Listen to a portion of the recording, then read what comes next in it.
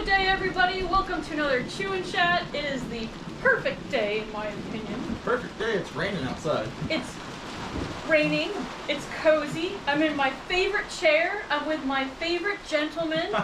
I got meat. I got salad. I got pie and all the delicacies. And I got you. So life is good. It's all her favorite things. All my favorite things in this world. Let's get into it. All right. Well, I'll say grace and we'll get into it. Dear Lord, thank you for this beautiful day you've given us. Hope everybody's staying dry and safe. Substantial rain, crazy rain, biblical almost. Thank you for this food and this wonderful woman and for everybody who supports us and watches us and is nice to us. Amen. Amen. Thank you. It has been raining its butt off here in the Midwest, if you haven't noticed. So hope you're all safe and dry. If you're not, get your boat ready, get your life vest on because it's crazy out there. Lots of rain. Yeah, you might need a little boat. Yes. So we have salad. It's springtime now. Absolutely love spring. And they had salads back then. Of course they did, or else everyone would have died. What do you think? They just say bread? They love salads. For thousands of years, people have loved salads. And so this one is a dressing from the early 1800s. Everything here is from the early 1800s. We have molasses pie, which already mysteriously has a bite missing. Yes. And we have what's called beef rolls. Beef rolls. Which again also mysteriously is missing several pieces. You know, I almost ate the string. They want you to roll them up and then tie them with the string so the goodies don't fall out. And the string has like cooked onto it, and I was just about to take a bite, and I was like, oh, I better cut that off. It's so good that you just want to wolf it down, and you forget the string's even there. These are delicious. Mmm. The key is to chop up the onions very, very, very small, like minced up almost. You don't want them diced, you want them minced. Because you want them to cook. You don't want a big old crunchy raw onion. Yeah, don't be lazy about it. Yeah. Do the work and chop. Oh my god. These remind me of the Middle Eastern dish that your family makes every holiday when I go over there. They make a thing called kebabs. Okay. Now, there's shish kebabs, which is what I'm familiar with, where it's on a stick, a skewer. But you guys make these things called kebabs. It's basically ground meat with the herbs and garlic and stuff in it, and you bake them or do you cook them on a skillet? Or can you do either? Well, you can bake them if you want to, but you're supposed to grill them. Oh. Yeah, so it's like ground beef with spices and this is very similar to that. Onion and cilantro and parsley. Yeah, it looks like it, but it's rolled up. Yeah, the shape is the same. The taste is pretty similar. There's no garlic in this. This is a really good meat cigar. A meat cigar. That's some good string. It's hard to cut. It's like 100% cotton string.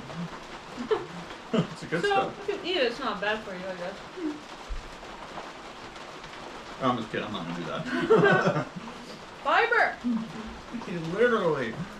All of these recipes are receipts, as they used to be called until the early 20th century, are from the early 1800s. Yeah. They had good food back then. They had some dang good food back then. I mean, this is really, really good. I followed the recipe the closest that I possibly could. And this is something I feel like I could seriously serve people. I'm trying to take the string off. I could serve people even today. You might need this. Thank you. And they would not know any better. I wouldn't know any better. Yeah, you would think this is just like a regular modern whatever. Oh, I think it's kind of a... Like, what's the occasion? It's a little fancy, ain't it? Rolled up beef steak, pound it thin. The occasion is you're married to me. And I just like cooking. I hope you don't forget that. No. It is almost our anniversary. In May. May is coming up. In case you missed it, about a month ago we announced that we're going to watch our wedding video with you guys and react to it on our anniversary. Our wedding documentary. Yes. I've only seen it one time. It's called My Big Fat 18th Century Wedding. It's extremely hard to find on the internet now. Yeah. We did not make it. A production company made it. We have absolutely no control over anything about where it's distributed or what. We don't even know what this company is doing right now. Nope, can't get hold of anybody. You can't Very get a strange. hold of anybody. It's like a ghost documentary. So you know what we're gonna do? We're gonna watch it on here with you guys. Because we have it on DVD! Which I think has been around since the early 1800s too, right? Probably stood for something different. DVD. Man, it's a rumbling. It's been like this for 48 hours. Some areas it is flooding. It was flooding really bad here last night. Mm-hmm. But overnight we had a few hours where it cooled off and it stopped raining and the water seeped away. But now it started up again, so. We ain't no drought, that's for sure. No. All these old timers around here. If it doesn't rain for 1 week, they're like, hey, we're in a drought, we need rain. They just sit in their rocking chair on the front porch, man, we're in a drought. If we don't get no more rain, this hay just won't work this year. We're not in no drought. The precipitancy was correct this year. It predicted a wet winter, and after winter was spring, so. It's just been wet. Mm-hmm. What do you think about the salad? The salad is very bright. Because of the vinegar. Yes, and it's very colorful because of the pretty colors. This is very good salad dressing, and it was incredibly easy to make. And it doesn't have any freaky ingredients like a lot of... No anchovies or nothing. I call that freaky because I don't like fish. The anchovies are optional. I did not add them. Thank you. But you go to the store today, and the ready-made salad dressings always have soybean oil in them, and vegetable oil, and just freaky gums and weird artificial flavors and stuff. But this was so easy to make. You can just make your own salad dressing at home. Yeah, this just has egg yolks, vinegar, a splash of water, olive oil, salt, and mustard. Mm-hmm. And of course you could put pepper in if you wanted to. Yeah, whatever spices you want. But it's good. Really, really good. I'm even eating the radishes. Because they're chopped up small. Yes. I like my salads chopped up really small. I don't like when I go somewhere and there's like a big old piece of lettuce this big. You can do better than that. This salad dressing, it would complement a salad that had like apples or strawberries in it, I think. It would. Because it's so bright. Yeah. Play around with it. I found another almost identical receipt to this from the early 1800s. The difference in time was maybe 10 years. That said to add sugar. I'm not into that, but some people are. The one big thing that I learned from salad is to not put the dressing on it until you are really ready to eat it. Because then it'll be a wilted salad, and that's not everyone's cup of tea. Right. Clean plate. You know what's good if I eat all the salad? That was gone so fast. Yes, please. You read my mind. There's egg whites cooked and boiled, chopped up in there, and yeah, this is really good. Well, are you ready for my review on these lovely beef rolls? Okay. Beef rolls get 10. Wow. Salad gets a 7. Only because I love cheese in my salad. There's some cheese. That can easily be remedied. Where's it at? I don't have it. But the dressing is amazing. Okay. Well, just rate the dressing. 9. It's so hard to please this man. It is. I gave it a high. I haven't given anything a low rating in a long time. Yeah. I got so much hate in the past when I'd be like, oh, I give it a 5, and everybody's like, come on, Ron, you're so mean. Why won't this string just cut? Come That's on. some serious string. Just let me have the meat. Come on. Man, You guys gotta make these. very easy. And don't forget, if you want to see Justine make this, please go over to her main channel. That's Early American over there. We cook it, and here we Eat it. eat it. I'm frantically eating it.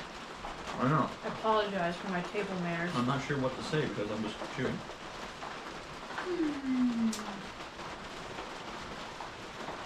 Some people have it in their mind like people in the 1800s or 1700s, you were either really, really rich or really, really poor, and there was nothing in between, which is completely untrue.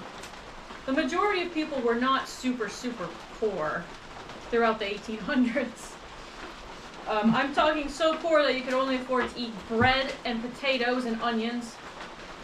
Chicken once a year on Easter. Oh man. Wearing rags with holes. Like history is just the Great Depression and that's it. That's because that's what people mostly paint in the cities. You paint the rich people and the poor people, and you paint the poor people. Because in the city, that's mainly the demographic that's going on there. But if you live out in the country, in a rural area, you can have a garden. That's true. You have livestock, so you're in good shape. Yeah, that's true. So even a middling class family would have been able to eat this kind of food every day. Yeah. Well, thank goodness I'm part of the middling class. AKA what is kind of what you call today's middle class. It's pretty much the same as it is today. Wouldn't you say? There is a bigger and more well-defined middle class today, which really erupted in the 1940s and 50s. But they did have a middling class. Middling, that's what they called it, throughout the 1800s. Okay, what would I rate this? These beef rolls get a straight up 9. To improve them, I would add something spicy. Oh. Because I love spicy. Maybe some red pepper flakes in there. How about the hot dog? Okay. The salad dressing honestly gets a 10. And I'm very picky about my salad dressings. So is it empty? There it goes. Got some hot sauce in there. Would you like some? Okay. So the salad dressing gets a 10. I'm a salad snob, and I love oil and vinegar based dressings. So this is just, it's really, really good. That's not bad. And we'll review the pie in a bit. Yeah, I can't wait to try that pie. I have not tried that pie yet. I have. I know you have. I watched you. I've tried it. Keep bragging. I ain't saying nothing else.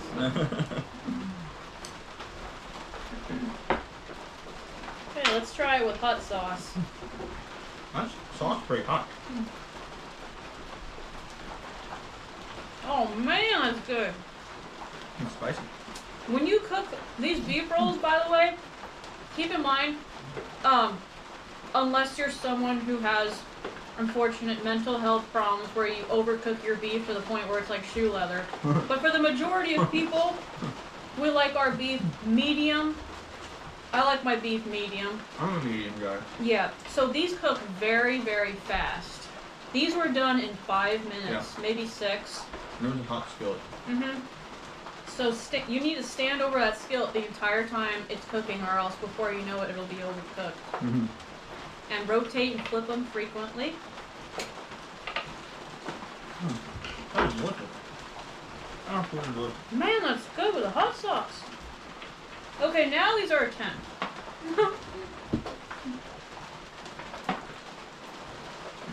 Well, we've been working on the house. We've got a couple rooms textured, and we've even got a couple rooms painted. Justine has been busy painting. So we get a wall or a room done, we go ahead and paint it, and then we move on to the next one. And that seems to make pretty quick work.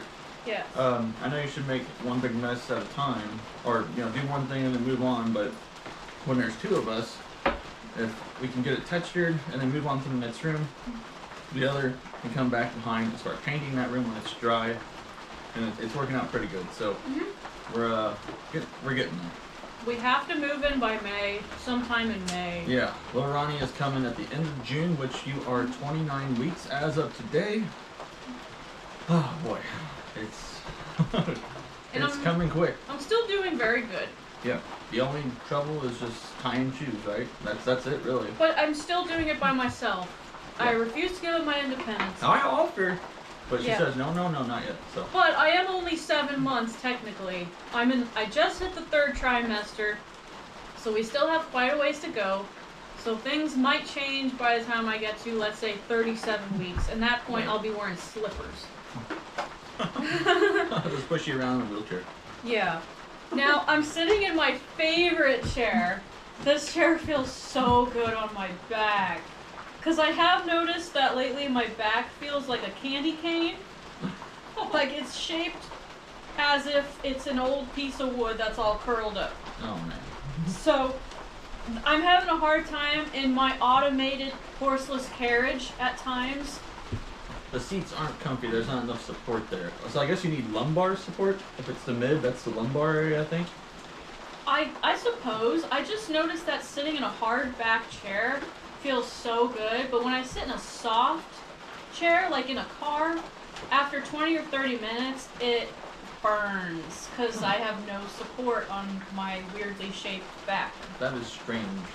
Yeah, it's a pregnancy thing because it like pushes your organs around and your back gets a little, and I want to go to the chiropractor, but I'm worried to go at the same time because I've heard great stories and I've heard bad stories, and should I go to the chiropractor? Well, I mean, some chiropractors will treat pregnant women. Yeah. A lot of them will.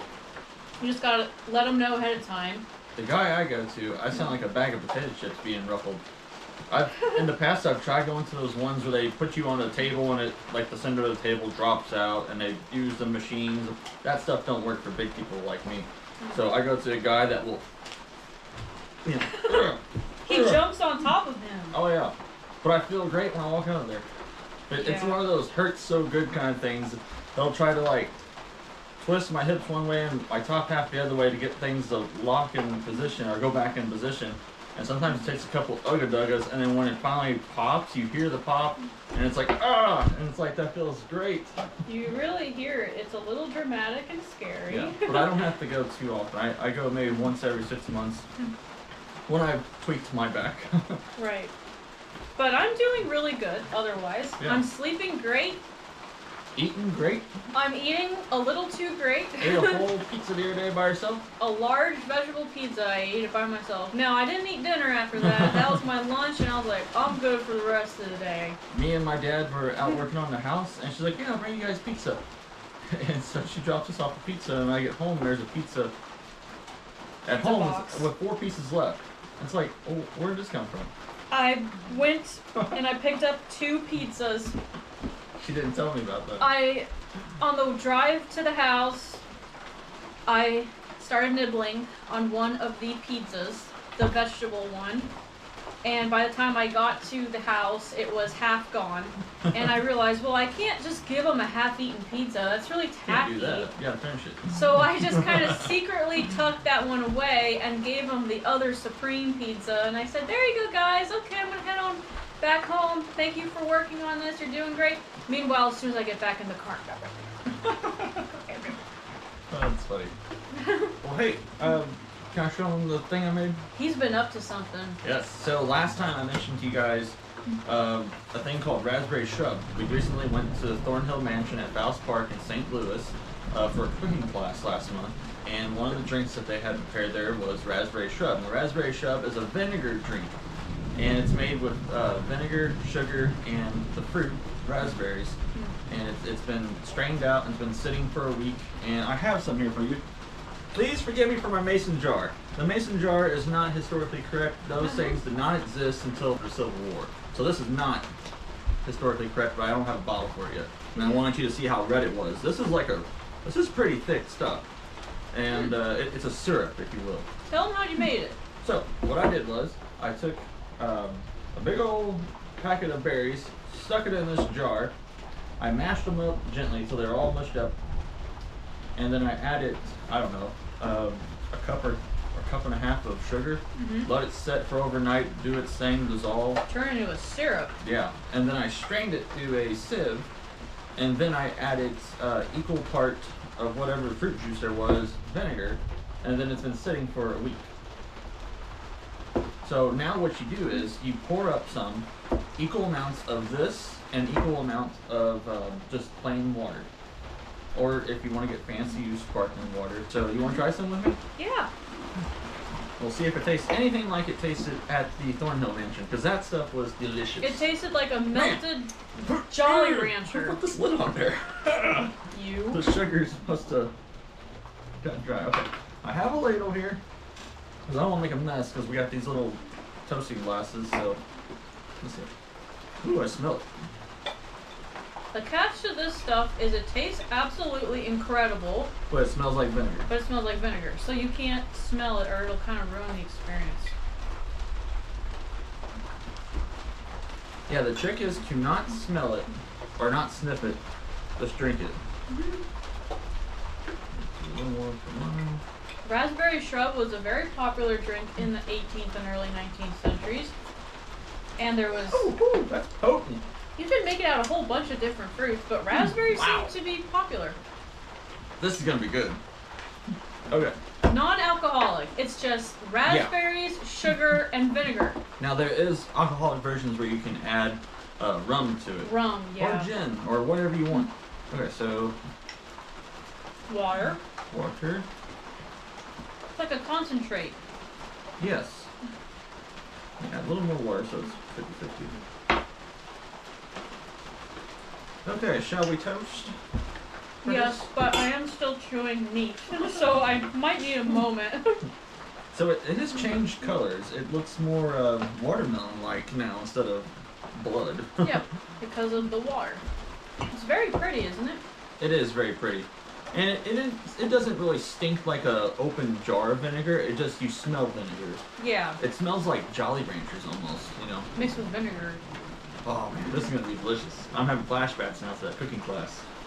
Well, I'm ready. to your all's health and to your beauty. Oh gosh.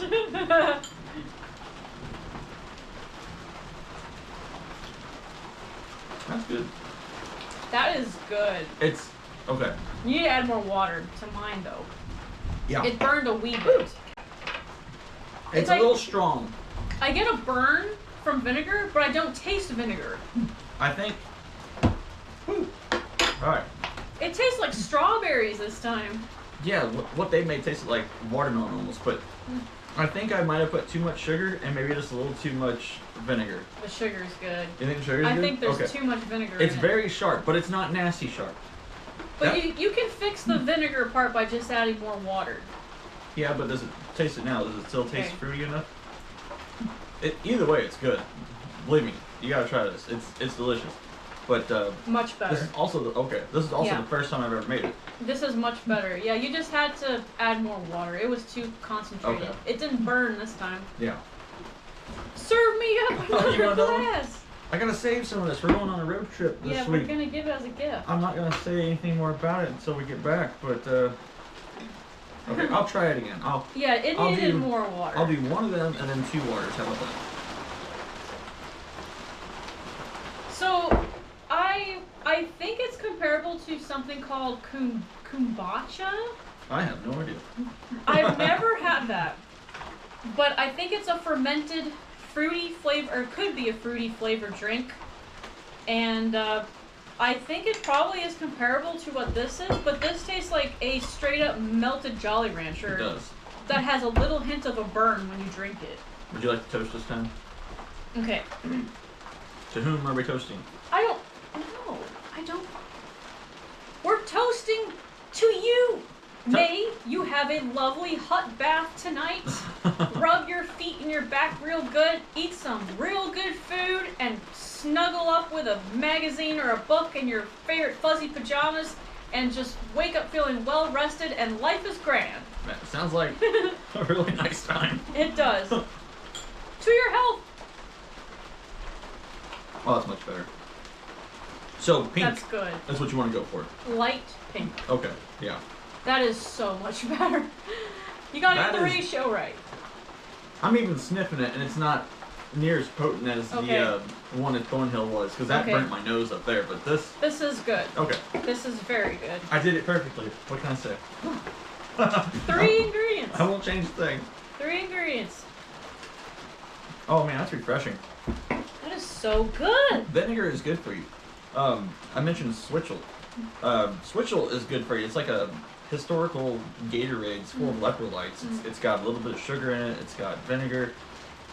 It's got ginger. I don't remember what ginger is good for, but it's in there. It calms your stomach if you have an upset stomach. Okay. It reduces inflammation. Yeah. They definitely would have drank stuff like this on a hot day. I got them in fancy glasses, but they were also, there's another word for it that involved just vinegar. They didn't really, some called it Raspberry Shrub, but there were other ways they called it just like a vinegar drink. Yeah, raspberry vinegar. Yeah, raspberry vinegar.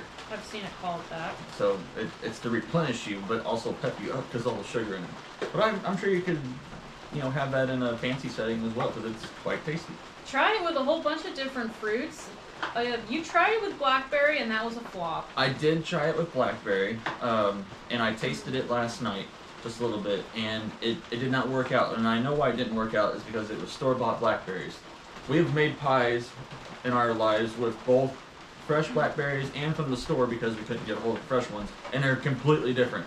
Yeah. Even when we got home from the store, I took a bite of one of the jumbo blackberries, and it had no taste except just kind of like a bitter sourness. Yep. I was like, this does not taste good, but I'll go ahead and try to make it.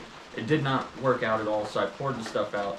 So whenever we can get our hands on some fresh blackberries, I'm going to try it again because I know it's going to be delicious because fresh blackberries, when you eat them by themselves, are delicious. That is the reality of a lot of store-bought fruit, unfortunately, and I don't know what Frankenstein sprays they're spraying down there on these fruits, but every time I've gotten peaches from the store, it tastes like I'm eating a piece of wood.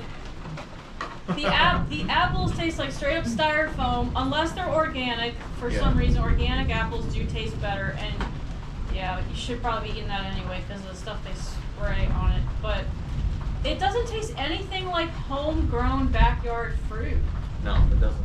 Now, the raspberries we got lucky with, and I'm sure fresh raspberries are way better, but these had enough to get the job done, enough sweetness to get the job done. Speaking of sweetness, let's eat this molasses pie. Okay, let me get a plate for you. Yeah, you got a plate, don't you? I'll just keep the pan. Okay. Wait. Well, we know that the savory course was absolutely phenomenal. Would you like another piece before I devour this? I'm just gonna tackle my half-eaten piece here, and maybe by then I will eat another piece. I don't know yet. I can just hold this up like a pizza. Pour it from the bottom. Did you seriously just eat half of the pie in one bite?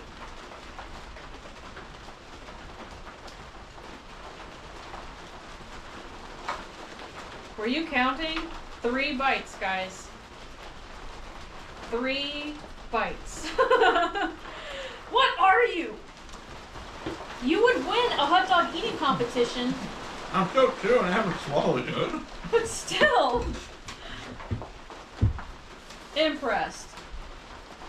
That's really good. Very sticky.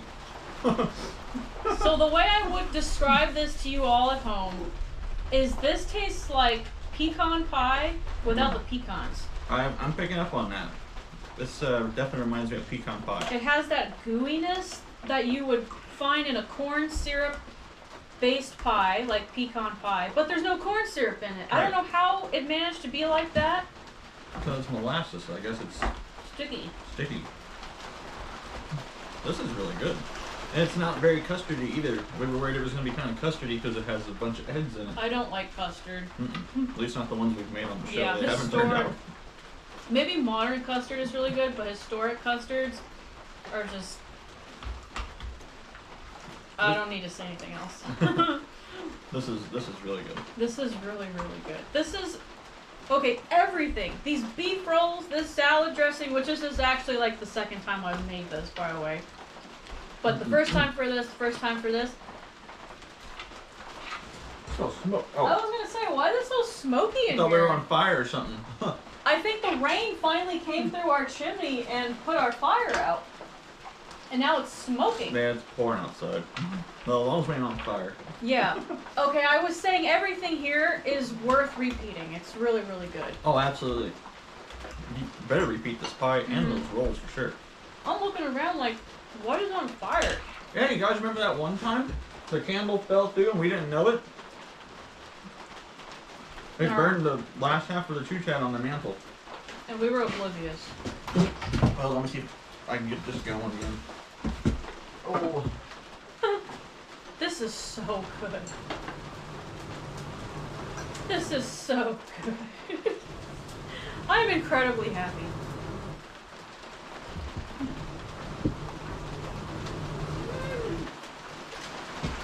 Get yourself a blow tube. It's a poker with a hole in it.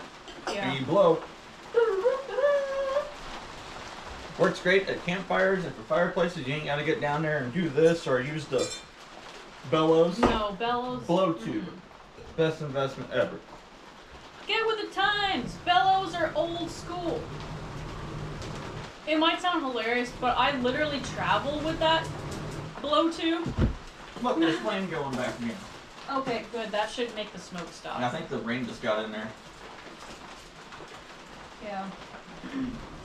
If a fire is smoldering, it will be very smoky. If the fire is raging big, it will not be smoky. So if you're camping and you notice that it's just a very smoky, horrible fire, no one can breathe, it's probably because your fire, flame-wise, is not big enough. I got like a forge going over here. You guys want to strike some iron? I want to strike my fork against this plate and eat more of this pie because that was amazing. I know. Oh, you want another piece? I would. Let like me cut you a piece. a small piece. Okay. Please. Come right up.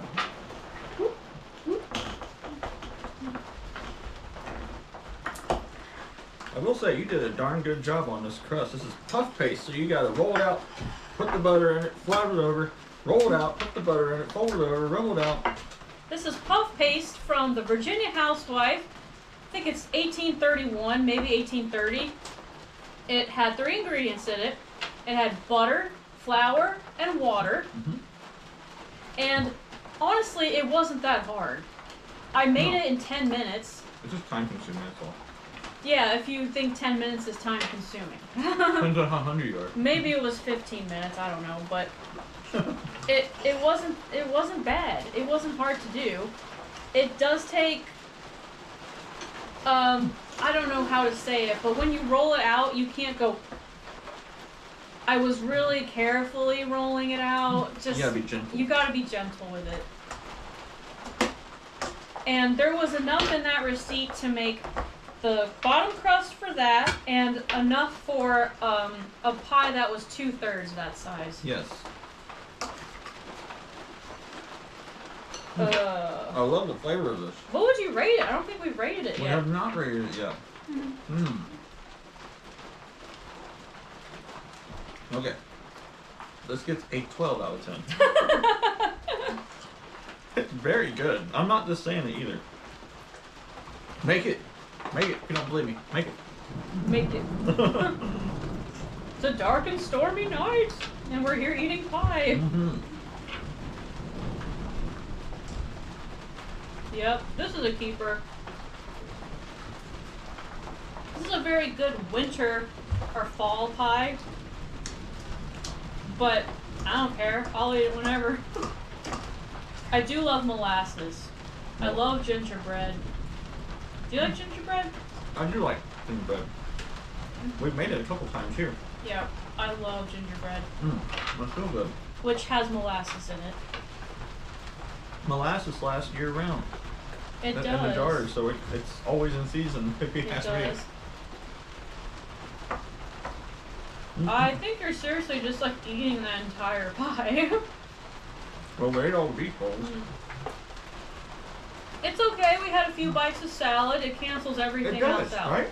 It's funny that the only plate with the stuff still on it is the healthy plate. For now. Yeah, and then that'll be empty as well. Well, are we ready for some weird history this week? Yes, because we do have some very interesting history facts to share with you guys. Okay. This one's mine. Yep. I got mine. Okay. This week's weird history fact. Go. Engage. Are you a robot? H 1500s robot. I could never do the robot. It's No. so simple. It's hard. My element is water, not steel. Okay. It's getting darker up there. Yes, let me push this candle up. See, look at the technology. Oh, I might have to move it over here. All right. This week's weird history is called the Dancing Plague of 1518, also known as Dance Mania. Sounds like a fun time. It actually sounds like a really cool nightclub. Mass outbreak of uncontrolled dancing in the Strasbourg area. I believe that's in France today. It lasted from July of 1518 till September of 1518. Hundreds of people were in the street dancing until they would collapse from exhaustion or because their heart exploded from a heart attack. So they literally died. A lot of people died. This event was recorded at least 10 times since the year 1374, according to records. Now, they call this mass hysteria triggered by high stress, ridiculous amounts of superstition, and it was exacerbated by the ergot poisoning, which the ergot poisoning, if I'm saying that correctly, ergot. Lord, I don't know. Anyways, it's a fungus that grows in grains like wheat and rye, and it produces a toxin that will affect your nervous system and also affects your veins, your blood vessels. It causes them to shrink up or narrow, if you will, so you don't get as much blood flow going throughout your body. Hence the dying part, I think. Oh. I don't know. It doesn't sound fun at the end of the day. At first it sounds great, Dance Mania. Okay, yeah, they're having a good time. It's like, okay, people are dropping dead. No thanks, I don't want part of that. This is so bizarre. Now, I couldn't find out if this happened again after 1518, but like I said, it happened 10 times between the year 1518 and 1374. In this region. Only in one region. So I don't know what they're doing over there, but they ain't doing it right. That's all I got. It's so long ago, it's hard to find a lot of information about it. So, like, dozens of people died? Hundreds of people died. Oh. There would be up to 400 people roughly dancing at one, like, every day. Like, okay, it's 3 o'clock, well, there's 400 people out in the street dancing. It's going crazy. It wasn't like they mutually agreed, let's go dancing. They were suffering psychosis. Yeah, they were like zombies. I was just curious to say zombified. Right, they were mentally they were gone. Yeah. And they were just in the streets, like just dancing in the streets. Dancing until they collapsed from heart failure. Hours of dancing nonstop. I've danced a lot, and I've been huffing and puffing afterwards, but I've never danced so I collapsed from exhaustion. And to this day, no one knows what exactly caused it. There are some theories. Like the ergot poisoning. Right. Who knows? A very similar theory is that they pushed on the Salem witch trials in the United States, where there was like a mass hysteria where the girls were freaking out and saying, oh, she's a witch and she's hurting my health, ooh, and they would faint and whatever and just act like fools. They were troublemakers though. Exactly. So some people later said, well, maybe they were being poisoned by this fungus, and that's why they were all having mass hysteria and acting like fainting, and they were in a coma for weeks at a time, and they thought witches were causing it. My personal opinion is I think that they were sheep, and they were following each other, the teenage girls, because they thought it was the cool thing to do. To dance till you die? No, not dance till you die. I'm talking about the Salem witch trials. Oh. Yeah. And so I think that they were. Well, women are very jealous I don't creatures. have good words. Honestly, some men can be very jealous creatures, though. So can women. Women can be, but I've run into some seriously psycho men in my life. Older men. I'm not going to say anything else. Ron knows exactly who I'm talking about. So we're just going to leave it at that. Okay, that is this week's weird history fact. Is the disco fever. Oh, what was it, the 1500s you said? 1518. Yep. And they would dance until they dropped dead. Well, I got a fact for you as well, so we'll switch over to me now. Okay. This week's cool history fact. We got this week's cool history fact now. Let me get my paper out. Pretty smooth how I hid that, huh? Handwritten? Yeah. I'm literate. Okay, so I have, this one is, some of you might know this, but those of you that don't know this, this is bizarre. President John Tyler. 10th president. He was the 10th president of the United States. He was born in 1790 and he lived until 1862, meaning that he was 71 when he died. Yeah. He was born and he died in Virginia. He was in the War of 1812. Random fact, he was a member of the Virginia militia. And like Ron said, he was the 10th president of the United States. He served as the president from 1841 until 1845. Now, what is so insane and cool about this man, besides the fact that he had 15 children, which is a lot, even for back then, that was That's a lot.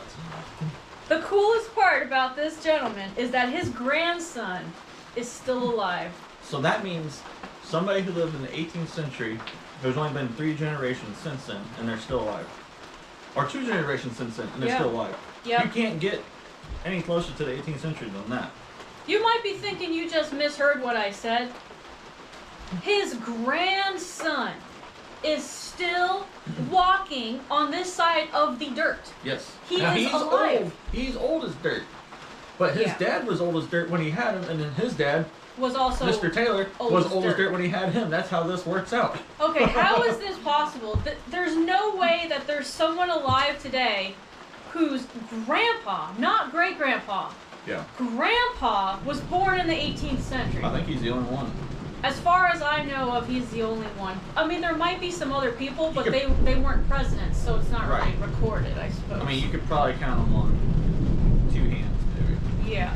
So how is this possible? Okay, we have to go and go through this guy's life.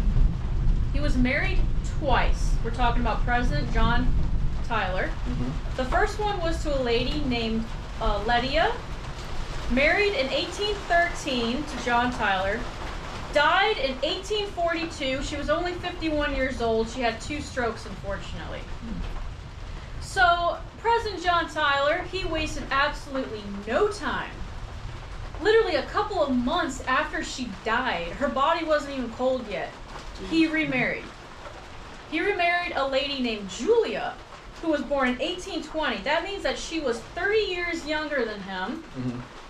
They had both recently suffered from losses. The president had just lost his wife, and Julia, her father, had just died.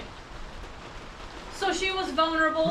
See how that worked out. She was vulnerable, and apparently John was giving her emotional comfort when her dad died, and she fell in love with him. He's the president.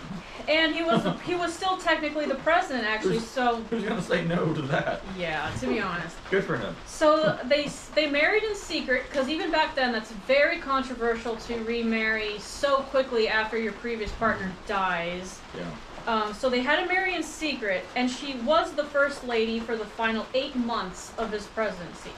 Okay, so now in 1853, John Tyler was 63 years old. He and Julia, his second wife, had a son. That son was named Leon Tyler. Leon then had 2 sons of his own with a woman named Sue, who was 36 years younger than him. So both the father and the son married women that were 30 years younger than Yeah, them. about 30 years younger. And that's why this is all possible, I suppose.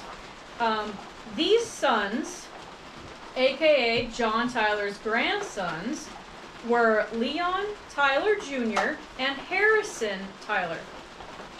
Leon Tyler Jr. was born in 1925. Now, he recently died. He died in 2020, and he was 95 years old.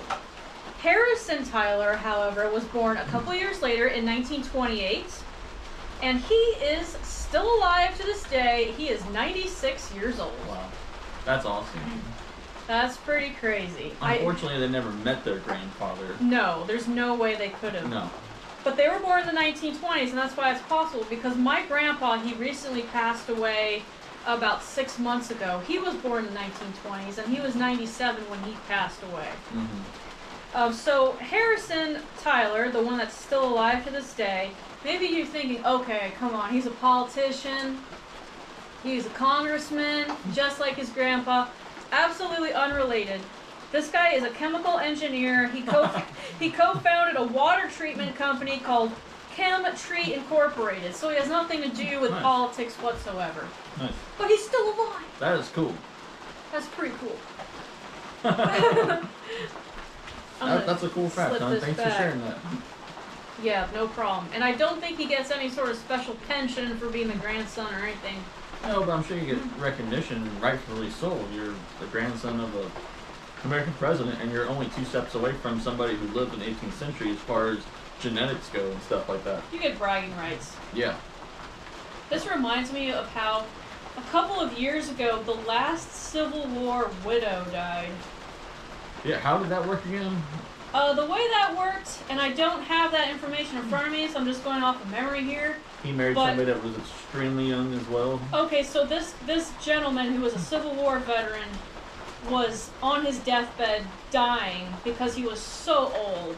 So it's probably in the 1900s, then I guess. Yeah, okay. 1900s. It's weird to call it that. I was born in that time. 1900s. Yeah, so he was very, very old, and then he had a family friend who had a daughter who was a teenager at the time, young teenager, and he had a pension from the U.S. government because he was technically a veteran, Civil War veteran. Yeah. So he made a deal with his family friend and said, I will marry your daughter just so that I can pass the pension on to you guys so that you can get it as a gift because you've been so nice to me my whole life.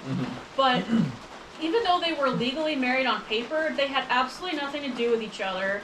It wasn't one of those horrible, creepy situations. Right. The girl said that she didn't even know the guy, and she never really spent time with him at all, and it was just for money.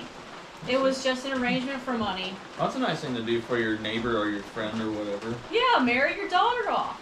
But I suppose the problem... You know what I mean. I'm not sure if that means they had to stay legally married then for her whole life, and she couldn't divorce him, and that means she can't she can't remarry. I'm not sure on that. So I guess coincidentally, she never remarried in her life, and she collected his pension until she died very recently. Almost of sounds old age. illegal, but It is kind of a scam. it's a gray area. It's a gray area. It is a scam, yes. Because he literally just died right after they signed the paper. Yeah, he died like right after they signed the paper. There was no wedding night, anything creepy like that. Joe.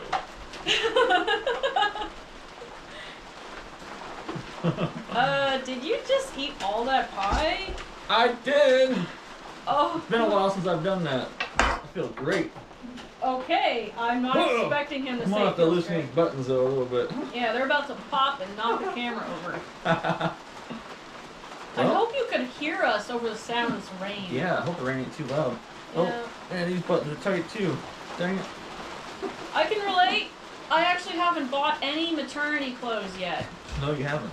I've been wearing my regular maxi dresses and I've been sleeping in a chemise.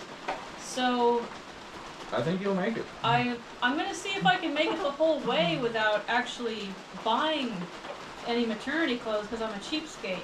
No, we're just broke because we're building a house. Yeah, we're broke. We're broke. Well, I think that's it. I think so too. Yep. Well, thank you guys, and remember, stay safe, stay dry out there, because it's a really bad situation with all the flooding going on right now. So we love you guys. Thank you for all your support and all the things that you guys do for us. Thank you for all the kind well wishes and gifts and such. We appreciate it. We really appreciate you guys. Thank you so much for watching. We will catch you again, same time, same place, same time period. Same time, triggers. On a Wednesday near you. Yes. Bye-bye. Bye-bye.